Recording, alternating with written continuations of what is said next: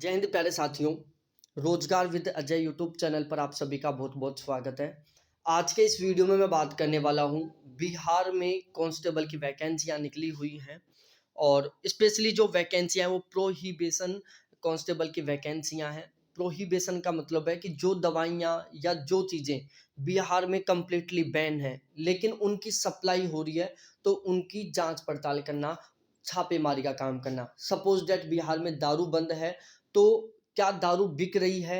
यदि बिक रही है तो वहाँ पर जाके छापा मारना कि कहाँ-कहाँ बिक रही है। यदि बिहार में कोई दवाई बंद है, तो वहाँ जाके उस दवाई के संबंध में जाँच पड़ताल करना कि क्या रियलिटी में वो दवाई बंद है या फिर वो चल रही है। यदि कहीं पर वो चल रही है तो फिर वहाँ जाके छापा मारना, वहाँ वो दवाई कहाँ बन रही है वहाँ पर छापा मारना, वो दवाई कहाँ-कहाँ से सप्लाई हो रही है वहाँ पर छापा मारना। तो ओवरऑल बिहार में कोई भी चीज़ यदि बैन है, वो चाहे वो मेडिसिन हो, चाहे वो दारू हो या चाहे वो गुटखा, तंबाकू से रिलेटेड हो, तो उन पर छापामारी का काम करना, उनकी जाँच पड़ताल करना कि क्या वास्तव में वो बैन है या नहीं है।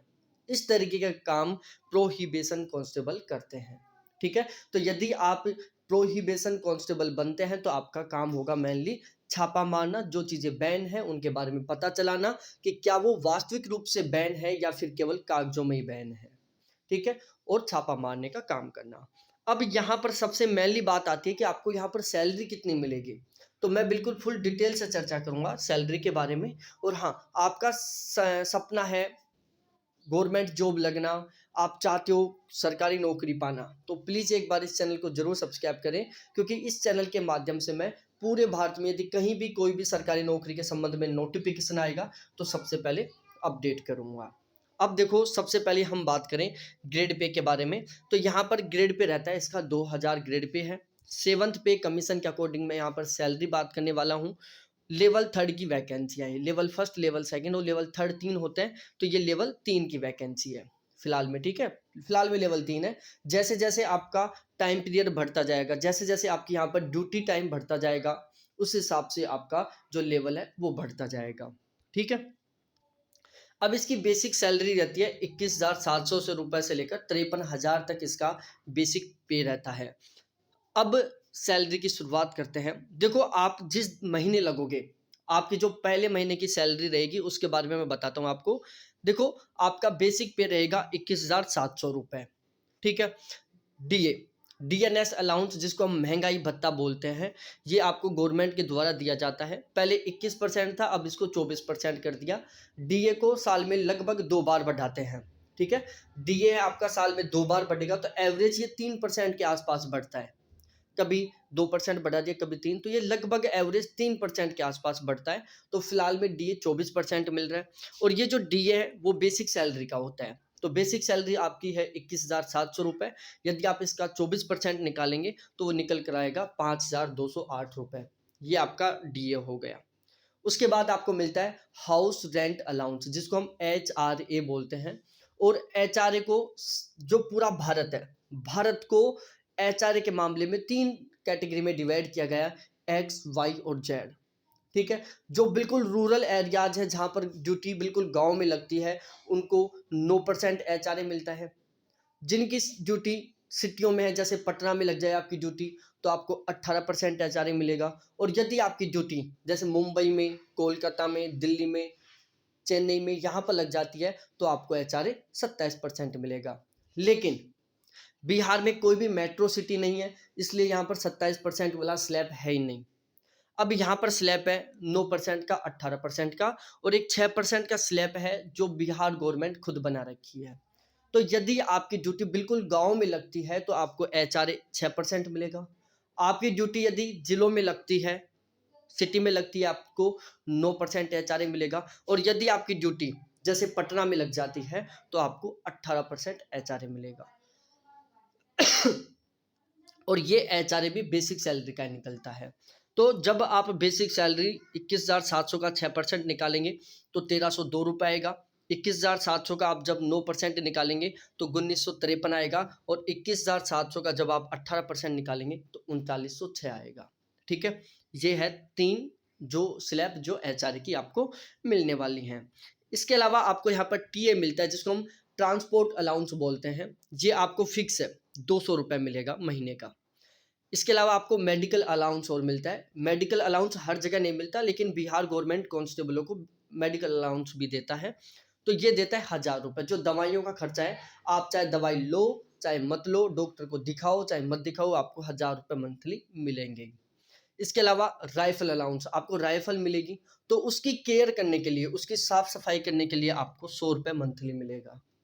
राशन अलाउंस, आपका खाने का, तो खाने का ये आपके अकाउंट में ट्रांसफर नहीं होगा। हाँ, यदि आप 1 महीने की लगातार छुट्टी लेते हो तो राशन मनी है जो आपके अकाउंट में ट्रांसफर कर दी जाएगी।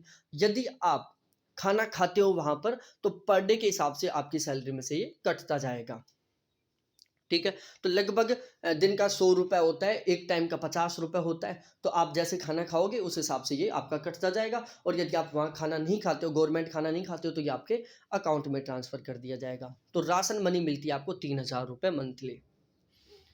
तो इस तरीके से ये सारे अलाउंस मिलते हैं आपको। देखो, जब आपका ट्रेनिंग पीरियड होगा उस समय क्या होता है, ट्रेनिंग पीरियड में आपको केवल बेसिक सैलरी मिलती है।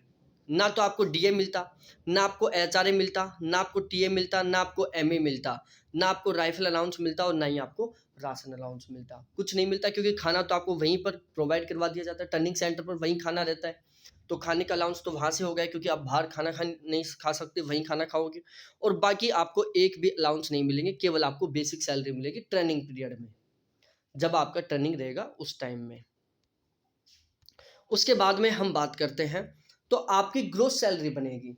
ग्रोस सैलरी में क्या होगा, आपको जितने भी अलाउंस मिल रहे हैं और आपका जो बेसिक सैलरी है, उन सभी को मिलाकर आपकी क्या बनेगी, ग्रोस सैलरी बनेगी। तो आपकी ग्रोस सैलरी बनी 32,510 रुपये, 33,161 रुपये और 35,114 रुपये। 32,510 6% एचआरए के अकॉर्डिंग है, 33,161 9% एचआरए के अकॉर्डिंग है, और 35,114 18% एचआरए के अकॉर्डिंग आपकी सैलरी बनेगी। अब ये है आपकी ग्रोस सैलरी, जो आपको बिहार गवर्नमेंट के अकॉर्डिंग पर मंथ मिलेगी। लेकिन आपके अकाउंट में कितने ट्रांसफर होंगे, आपके अकाउंट में ये अमाउंट ट्रांसफर नहीं होगा, इसमें कुछ डिडक्शन होंगी, कुछ कटौती होगी, उसके बाद में आपके अकाउंट में ट्रांसफर होंगी। तो एक एनपीएस करता है, ठीक है, एनपीएस करता है फिलहाल में 10%। जो 10% होता है आपकी बेसिक सैलरी और आपका डीए, इन दोनों को मिलाकर, और उसका 10% आपका एनपीएस करता है। तो आपकी बेसिक सैलरी और डीए दोनों को मिलाकर यदि हम 10% काटें तो 2690 रुपये कटता है। अब आप सोच रहे हो कि 2690 फोकट के कटेंगे, भाई ये फोकट के नहीं कट रहे। इसमें क्या होता है, आप जब ज्वाइनिंग करेंगे, आपकी जब जॉब लग जाएगी, तो आपका गवर्नमेंट के द्वारा एक एनपीएस अकाउंट बनाया जाएगा, और मंथली आपका जितना भी एनपीएस कटेगा उतना ही अमाउंट गवर्नमेंट अपनी तरफ से मिलाएगी और आपके उस खाते में डाल देगी, और उसके ऊपर ब्याज चालू हो जाएगा।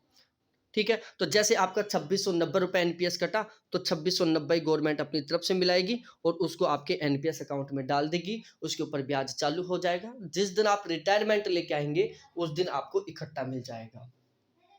इसको आप बीच में भी निकलवा सकते हो जब जरूरत पड़े तब, बाकी आप रिटायरमेंट के टाइम तो आपको गवर्नमेंट देगी। तो ये आपका कहीं नहीं जा रहा, ये आपको एक्स्ट्रा मिल रहा है कि जितना ये कटेगा उतना गवर्नमेंट खुद की तरफ से मिलाएगी, प्लस में उसके ऊपर ब्याज और देगी।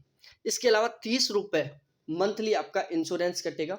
आपको कुछ हो जाता है, दुर्घटना हो जाती है, आपके हाथ पांव वगैरह फ्रैक्चर हो जाते हैं, या बाई चांस आपकी डेथ हो जाती है, तो आपको इंश्योरेंस के तहत रुपए मिलेंगे आपकी फैमिली को। तो इस तरीके से टोटल डिडक्शन होगा 2720 रुपए का। अब ग्रोस सैलरी में से आपकी जो कटौती है वो कम कर देंगे, तो वो बचेगी आपकी नेट सैलरी, जो आपकी मंथली अकाउंट में ट्रांसफर की जाएगी। तो यदि आप 6% एचआरए मिलता है तो आपके अकाउंट में ट्रांसफर होगा 29,790 रुपये। आपको 9% एचआरए मिल रहा है तो आपके अकाउंट में ट्रांसफर होगा 30,441 रुपये। और यदि आपको 18% एचआरए मिल रहा है तो आपके अकाउंट में ट्रांसफर होगा 32,394 रुपये। यदि हम साल की निकालें, तो यदि 6% एचआरए मिल रहा है तो आपकी साल की सैलरी बनेगी 3,57,480 रुपये। 9% एचआरए के अकॉर्डिंग आपकी साल की सैलरी बनेगी 3,65,292 रुपये। और 18% एचआरए के अकॉर्डिंग आपकी मंथली साल की सैलरी बनेगी 3,28,728 रुपये। ठीक है, अब इसमें क्या होगा, ये केवल एक साल मिलेगी। उसके बाद आपकी सैलरी बढ़ जाएगी। हर साल आपकी सैलरी में बढ़ोतरी होगी और वो बढ़ोतरी किस तरीके से होगी? देखो, एक तो आपका डीए बढ़ता रहेगा। हर साल एवरेज लगभग 3% डीए बढ़ेगा। अब 24% मिल रहा है, अगले साल 27 हो जाएगा, फिर 30 हो जाएगा। ऐसे हर साल एवरेज 3% बढ़ेगा। 3% से ज़्यादा ही बढ़ेगा, 3% से कम नहीं रहेगा कभी भी। जो डीए बढ़ोतरी है वो ऑलवेज 3% से ज़्यादा रहेगी, कभी 4%, 5% भी बढ़ सकता है। तो एक तो डीए से आपकी सैलरी बढ़ेगी। दूसरा, आपकी सैलरी बढ़ेगी बेसिक सैलरी से। आपकी जो बेसिक सैलरी है ना, वो हर साल 3% बढ़ती रहेगी। जैसे अगले साल आपकी बेसिक सैलरी हो जाएगी 21,700 का, आप 3% निकालेंगे तो 22,351 रुपये। फिर अगले साल आपकी सैलरी हो जाएगी, बेसिक सैलरी कितनी हो जाएगी? 23,021 रुपये। 22,351 का यदि आप 3% और निकाल कर ऐड करोगे तो वो हो जाएगी आपकी 23,021 रुपये। ठीक है, तो फिर आपकी सैलरी इस 23,021 रुपये पर ही आपका डीए काउंट किया जाएगा, इसी पर आपको एचआरए काउंट किया जाएगा, सारे के सारे अलाउंस रहेंगे और इसी के आधार पर आपका एनपीएस कटेगा। तो इस तरीके से फिर आपकी मंथली जो हर साल सैलरी है वो अच्छी खासी बढ़ती जाएगी। तो ये था सैलरी के बारे में। अब मेरे को लगता है कि आपका एक भी डाउट नहीं रहा होगा, एक भी कन्फ्यूजन नहीं रहा होगा, सारे के सारे आपके डाउट क्लियर हो गए होंगे। प्लीज़ एक बार चैनल को ज़रूर सब्सक्राइब कर लो यदि आपको वीडियो अच्छा लगा हो, आपको ये मोटिवेट किया हो, आपके अंदर एक एनर्जी आई हो कि यार बहुत अच्छी सैलरी मिलती है, हमें यहाँ पर लगना ही चाहिए। तो प्लीज़ एक बार चैनल को ज़रूर सब्सक्राइब करो, वीडियो को लाइक करो और आपके जितने भी दोस्त हैं सभी के साथ शेयर करो। बहुत बहुत धन्यवाद आपको देखने के लिए। थैंक्स बाय प्यारे साथियों।